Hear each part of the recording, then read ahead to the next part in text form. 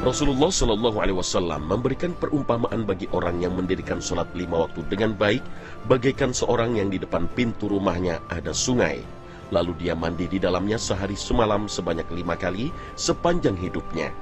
Dengan demikian, apakah akan ada daki di badannya yang akan tersisa? Perumpamaan Rasulullah Shallallahu Alaihi Wasallam sebagaimana diriwayatkan Imam Bukhari ini menunjukkan bahwa sholat yang baik dan khusyuk dapat menghapus dosa-dosa manusia. Kekhusyuan sholat seperti apa yang dimaksud? Apakah kekhusyuan itu jika terganggu, baik gangguan dari orang lain atau dari diri sendiri, bisa mengakibatkan batalnya sholat? Beberapa persoalan penting dalam ibadah yang sering juga selalu mengundang tanya adalah masalah doa. Meskipun Allah Subhanahu wa Ta'ala telah menjanjikan kita bahwa setiap untayan keinginan, harapan, dan permohonan yang jika dipanjatkan pasti diterima Allah Subhanahu wa Ta'ala. Seperti yang disebutkan Rasul Sallallahu Alaihi Wasallam dalam sabdanya, sesungguhnya Rob kalian maha hidup lagi maha mulia, malu dari hambanya apabila ia berdoa dengan mengangkat kedua tangannya, lalu Allah mengembalikan kedua tangannya tersebut dalam keadaan kosong. Namun ada beberapa hal yang perlu diketahui oleh kaum muslim tentang doa yang sering muncul dalam berbagai majelis. Seperti apakah persoalan-persoalan itu? Nah pemirsa, pagi ini Khazanah akan menjawab untuk Anda.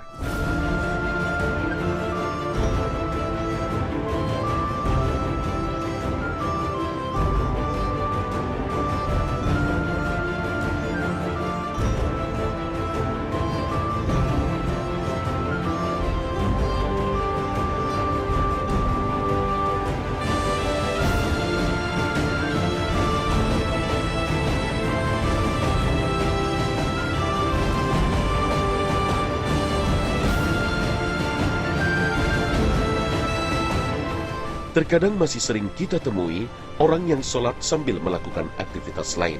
Misalnya, sambil menggendong bayi, memindahkan anak dari satu tempat ke tempat yang lain agar tidak mengganggu jamaah sholat lain. Bukankah yang demikian ini mengganggu kekhusyuan sholat? Jika demikian, bagaimana dengan sholatnya? Apakah tetap sah? Saat sholat dilakukan, diawali dengan niat lalu membaca takbiratul ihram, Allahu Akbar. Maka saat itu, kita harus tenang dan tidak melakukan gerakan apa-apa. Jika terjadi gerakan atau aktivitas gerakan di luar jenis gerakan yang diperintahkan di dalam sholat, misalnya memukul atau berjalan, maka ulama fiqih membagi hukumnya sebagai berikut. Apabila gerakannya terhitung banyak tanpa alasan yang mendesak, maka gerakan semacam ini bisa membatalkan sholat.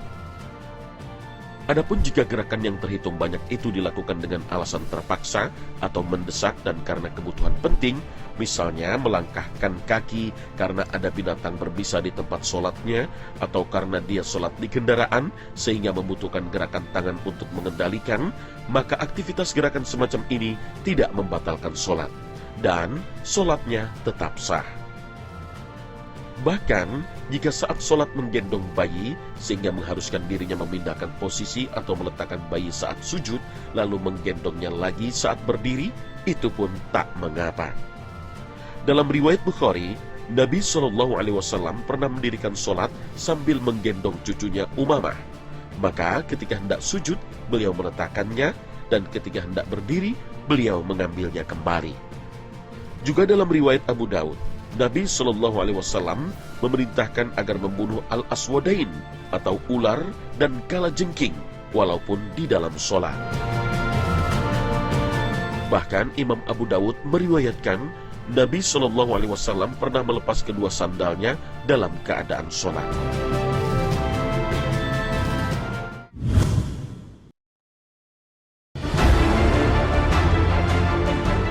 Jika tidak ada aktivitas saat seseorang melakukan sholat, lalu melakukan gerakan melebihi 3 kali gerakan, seperti menggaruk-garuk bagian tubuh, melipat lengan baju, atau membetulkan sajadah, apakah bisa membatalkan sholatnya?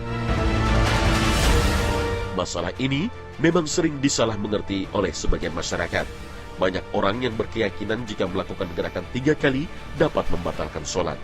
Padahal baik Al-Quran maupun hadis tidak ada yang menyebutkan demikian. Bahkan tidak ada aturan itu. Hanya saja memang ulama menyinggung soal gerakan banyak dalam sholat. Gerakan banyak di sini maksudnya berapa? Berkenaan dengan hal ini, Imam As-Suyuti, seorang ulama mazhab Syafi'i, menyebutkan satu kaidah. Setiap perkara yang didatangkan oleh syariat secara mutlak tanpa batasan, maka ketentuannya dikembalikan kepada uruf atau norma yang berlaku di masyarakat. Imam An-Nawawi bahkan menyebutkan lebih gamblang. Jumlah banyaknya gerakan yang mengganggu sholat tergantung pada pemahaman atau norma yang berlaku di masyarakat. Dengan demikian, seandainya gerakan yang melebihi 3 kali bagi suatu masyarakat dianggap banyak, seorang yang bergerak lebih dari 3 kali tanpa ada kebutuhan yang penting, maka sholatnya kurang sempurna atau bahkan bisa menjadi tidak sah. Dari paparan ini, maka dapat kita ketahui bahwa aktivitas gerakan dalam sholat seperti menggaruk, memperbaiki lengan baju, atau memperbaiki sajadah tidak membatalkan sholat, walaupun terhitung banyak. Dengan catatan, selama gerakan tersebut memang dia lakukan karena kebutuhan, bukan sekedar iseng atau usil.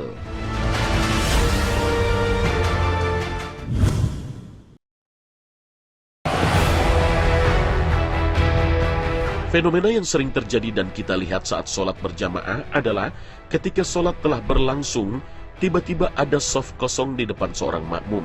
Terkadang ada jamaah yang diam saja tetap pada posisinya. Namun terkadang kita temui ada yang langsung bergerak maju dengan beberapa langkah. Sebenarnya mana yang benar? Tetap membiarkan kosong atau yang di belakang segera maju melangkah untuk mengisi shaf yang kosong itu? Apakah gerakan maju itu tidak membatalkan sholat? Merapatkan shaf dalam sholat berjamaah adalah satu kewajiban. Hal ini banyak dilalaikan oleh kaum muslimin. Padahal Nabi SAW pernah mengancam siapa saja yang tidak meluruskan dan merapatkan shafnya. Dalam sabdanya, luruskan shaf-shaf kalian, atau jika tidak, maka Allah akan mempertentangkan antara wajah-wajah kalian. Hadis riwayat Bukhari, Muslim. Yang dimaksud dengan mempertentangkan antara wajah-wajah kalian adalah bahwa Allah akan menjadikan perselisihan dan permusuhan di antara hati kalian karena tidak meluruskan shaf. Sebab ketidakkompakan bentuk lahiriah dalam berjamaah dapat memberikan efek tersendiri ke dalam masing-masing batin orang. Jika demikian, maka melangkah guna mengisi shaf yang kosong di depan adalah hal yang dianjurkan. Adapun gerakan langkah sekalipun lebih dari 3 langkah tidak dipandang sebagai pencedera kesempurnaan sholat. Demikian juga dengan gerakan bergeser dengan tujuan merapatkan shaf yang masih renggang, sama sekali tidak menjadikan sholat menjadi makruh, tidak pula membatalkan sholat, sebab semua gerakan tersebut dilakukan karena kebutuhan, bahkan memenuhi kewajiban merapatkan shaf.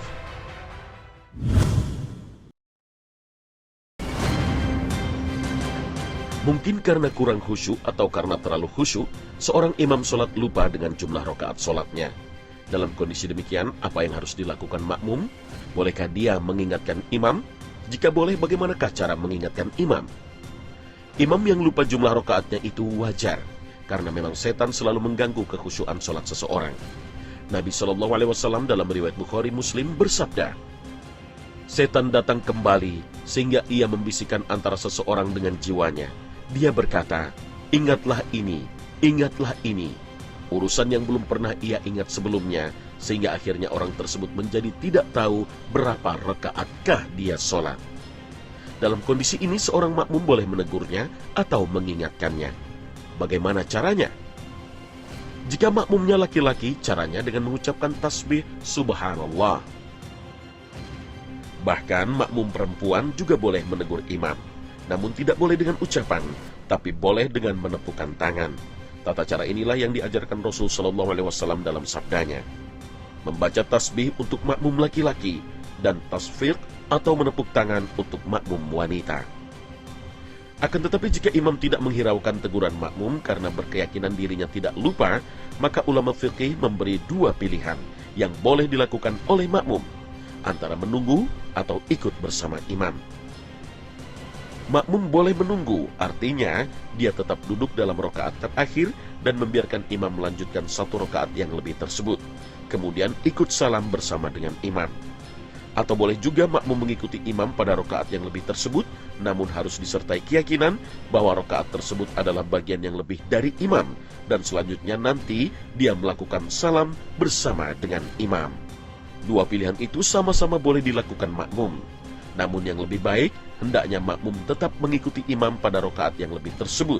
Seperti inilah yang dilakukan Nabi dan para sahabatnya. Seperti dalam riwayat Al-Bukhari, saat itu Rasulullah SAW sholat zuhur 5 rakaat.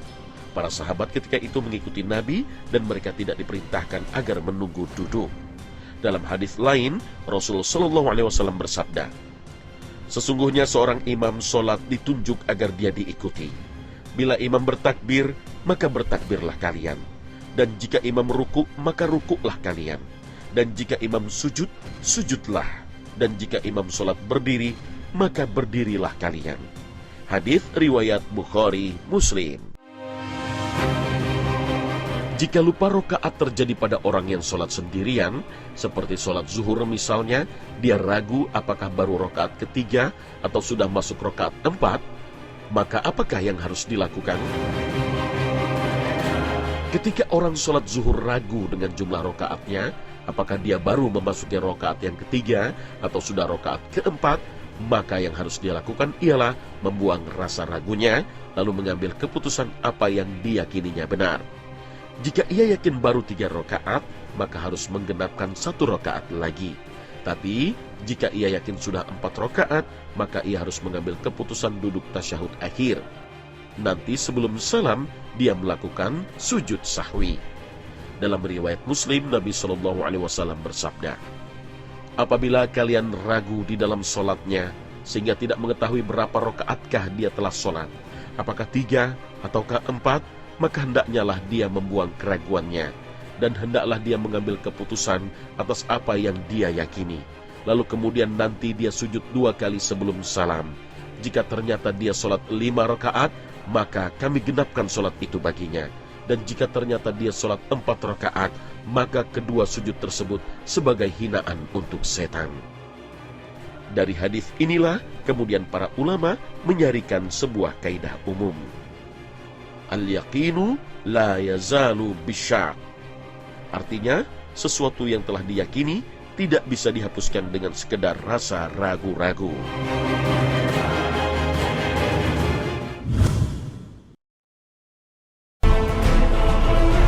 Selain sholat, doa merupakan bagian terpenting dalam syariat Islam. Bahkan ibadah seutuhnya terdapat dalam berdoa. Nabi SAW bersabda, "Doa dialah hakikat ibadah." Hadis riwayat Tirmizi dan Abu Dawud. Lalu seperti apakah tuntunan doa yang diajarkan Rasulullah SAW? Berdoa dianjurkan dengan suara lirih disertai dengan rasa rendah. Allah berfirman, "Berdoalah kepada Tuhanmu dengan berendah diri dan suara yang lembut. Sesungguhnya Allah tidak menyukai orang-orang yang melampaui batas." Al-Quran Surah Al-A'raf ayat 55. Senada dengan ayat ini dalam riwayat Bukhari dan Muslim, diceritakan bahwa para sahabat Nabi saat melewati lembah mereka mengangkat suara berdoa menyebut nama Allah.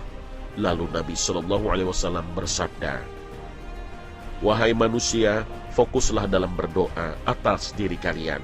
Sesungguhnya kalian tidak sedang memanggil orang tuli. Dia bukan pula orang yang gaib. Sesungguhnya Dia Allah menyertai kalian." Dalam berdoa, Nabi juga menuntun kita agar menengadahkan tangan. Nabi SAW mengangkat tangan saat berdoa. Menurut Imam As-Suyuti, hadis mengangkat kedua tangan dalam berdoa berjumlah sekitar 100 riwayat hadis. Dianjurkan mengulangi doa sebanyak 3 kali. Imam At-Tabrani menyebutkan sebuah riwayat dari Abdullah bin Mas'ud. Beliau berkata, "Adalah doa yang paling disukai Nabi SAW berdoa dengan mengulanginya 3 kali. Rasulullah SAW menuntun umatnya untuk memilih doa. Doa yang dipilih Nabi adalah yang bersifat umum dan mencakup segala kebaikan, atau yang dikenal dengan sebutan doa sapu jagat. Imam Ahmad meriwayatkan dari Aisyah radhiyallahu anha, ia berkata, Rasulullah SAW menyukai doa-doa yang bersifat universal dan meninggalkan doa selain dari itu. Sebaliknya, kita tidak dianjurkan memanjatkan doa dengan cara yang berlebih. Misalnya, merincikan permintaan kepada Allah Subhanahu wa Ta'ala dengan detail. Misalnya, "Ya Allah, berikanlah aku rumah besar berwarna putih yang dibangun di sebelah telaga di dalam surgamu." Doa seperti ini dicela oleh Rasulullah SAW. Akan ada suatu kaum kelak mereka berlebihan dalam berdoa. Hadis riwayat Ibnu Majah.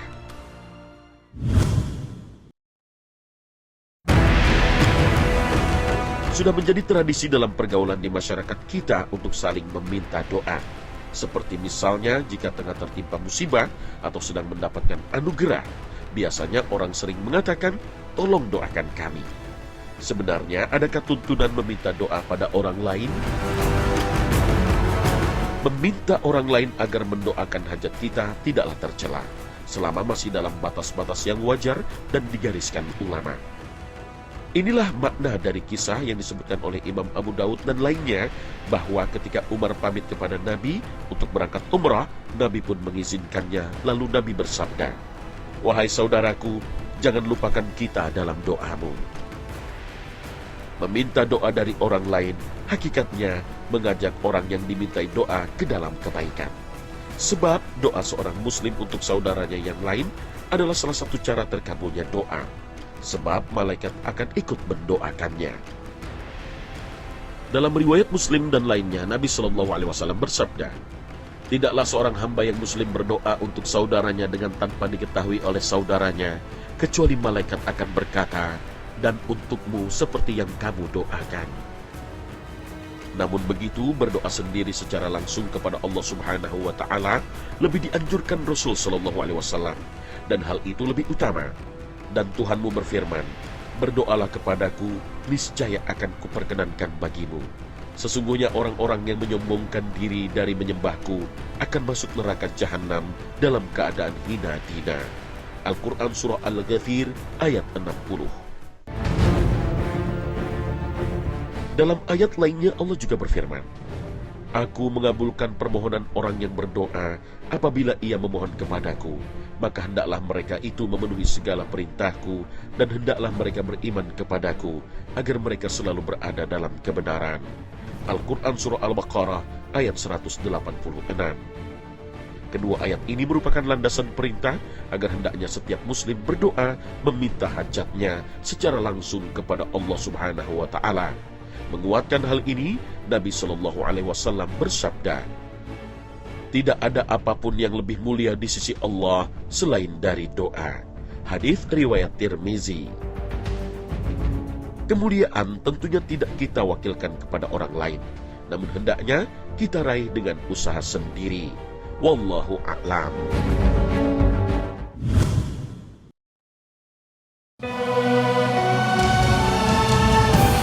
Karena kehidupan masyarakat Indonesia yang beraneka ragam, agama dan budaya, seringkali kita dihadapkan pada masalah yang rumit, antara menjalin kasih sesama anggota masyarakat yang berbeda agama dan aturan syariat agama yang tidak boleh dilanggar. Apalagi jika perbedaan itu terjadi di dalam satu keluarga. Lalu bagaimana hukum mendoakan orang non-muslim, baik keluarga maupun orang lain? Mendoakan orang non-muslim, baik keluarga maupun tetangga atau siapapun dia, hukumnya tergantung dengan tujuan atau isi dari doanya. Jika mendoakan seorang non-muslim agar mendapatkan ampunan, rahmat, dan pahala akhirat, maka doa semacam ini tidak diperbolehkan. Hal ini dijelaskan Imam Nawawi dalam kitab Majmu'. Larangan ini berdasarkan pada kesepakatan para ulama dan firman Allah. Tiadalah sepatutnya bagi Nabi dan orang-orang yang beriman memintakan ampun kepada Allah bagi orang-orang musyrik, walaupun orang-orang musyrik itu adalah kaum kerabatnya. Sesudah jelas bagi mereka bahwasannya orang-orang musyrik itu adalah penghuni neraka jahanam. Al-Quran Surah At-Taubah ayat 113. Namun, apabila motivasi dan isi doa tersebut berisi harapan mendapatkan hidayah Islam, maka hal ini boleh dilakukan. Bahkan doa seperti ini dianjurkan Nabi SAW. Hal ini pernah dilakukan Nabi ketika berdoa kepada Allah agar Islam dikuatkan oleh Umar atau Abu Jahal, padahal keduanya masih kafir. Nabi bersabda, "Ya Allah, kuatkanlah Islam dengan salah satu dari kedua orang yang paling engkau cintai ini, Abu Jahal atau Umar bin Al-Khattab." Hadits riwayat Tirmizi. Nabi juga pernah mendoakan kabilah Daus yang masih kafir agar mendapatkan hidayah. Nabi bersabda, "Ya Allah, berilah hidayah kepada Daus dan datangkanlah mereka ke dalam Islam." Hadits riwayat Bukhari. Adapun berdoa untuk orang kafir dalam urusan duniawi, misalnya mendoakan mereka agar diberikan kesehatan, dimudahkan urusan, dan mendapatkan harta, maka para ulama meninjaunya dalam dua hal. Pertama, jika doa kebaikan duniawi tersebut untuk orang non-muslim yang memerangi kaum muslimin, maka hukumnya haram.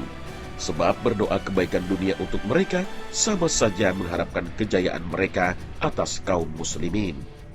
Kedua, apabila orang non-muslim tersebut berada di bawah perlindungan kaum muslimin, menurut sebagian ulama, jika hal itu dilakukan dengan maksud melunakkan dan menggairahkan mereka memeluk Islam, maka boleh dilakukan.